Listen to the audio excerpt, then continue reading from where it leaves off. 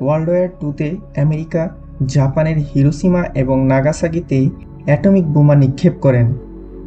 দুটি শহরে প্রায় 1,29,000 মানুষ মারা গিয়েছিল।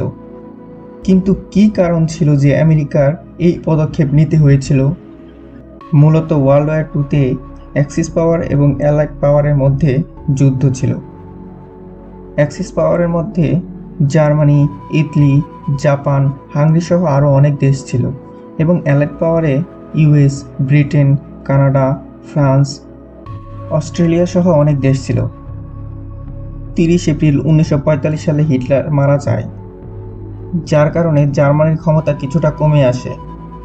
7 মে 1945 সালে জার্মানি প্রথমেই সারেন্ডার করে, যার ফলে অ্যাক্সিস পাওয়ারে শুধু জাপানের মতো শক্তিশালী কান্ট্রি ছিল। কিন্তু সময়ের সাথে সাথে জাপানের ক্ষমতাও কমে আসছিল।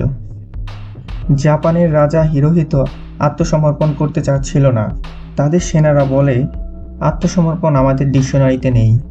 16 জুলাই 1945 সালে আমেরিকা পারমাণবিক বোমা বানিয়ে ওইটার সফল পরীক্ষাও করেছিল। এ সময় জাপান অপারেশন ডাউনফল নামে আমেরিকার উপর হামলার প্রস্তুতি নিচ্ছিল।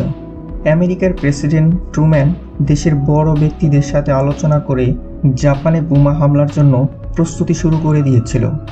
অ্যাটমিক বোমা কোথায় নিক্ষেপ করা হবে তা নিয়ে মিটিং করার সময় ফার্স্ট টার্গেট হিরোশিমাকে বেছে নেয়।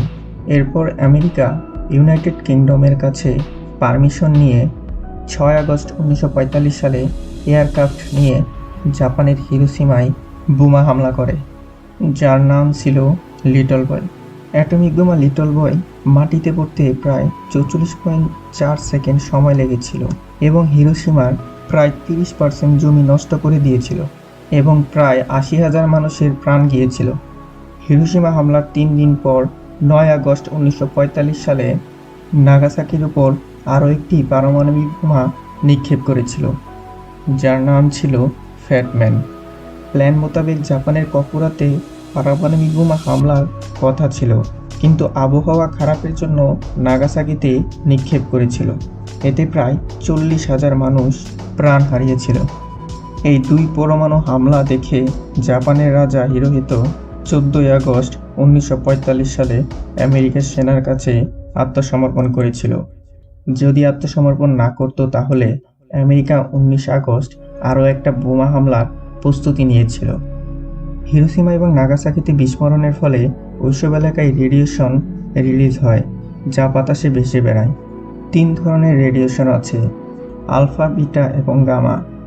আলফা রেডিয়েশন বেশি ক্ষতি করে না, এটা প্রোটেক্টিং ক্লোথ ব্যবহার করলেই নিরাপদ থাকা যায়।